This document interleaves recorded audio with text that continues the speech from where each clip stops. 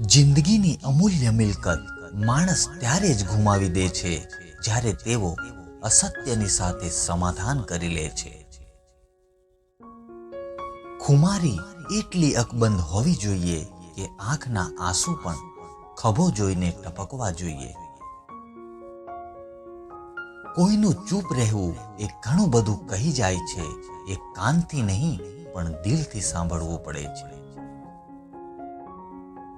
ખાલી કિસ્સા લઈને બજારમાં તો નીકળો સાહેબ, કસમથી વહેમ દૂર થઈ જશે ઇજ્જત કમાયાનો. વધારે વિચારવાથી ખુશીની પળો નીકળી જાય છે, એટલે વધારે વિચાર્યા વિના મોજ કરતા રહો. પરાણે હસવા કરતા એકવાર રોઈ લેજો. આવે છે કોણ આંસુ લૂછવા એ પણ જોઈ લેજો. કોઈની જિંદગીમાં મહત્વહીન થઈને રહેવા કરતા મહત્વપૂર્ણ થઈને એકલા રહી લઈએ.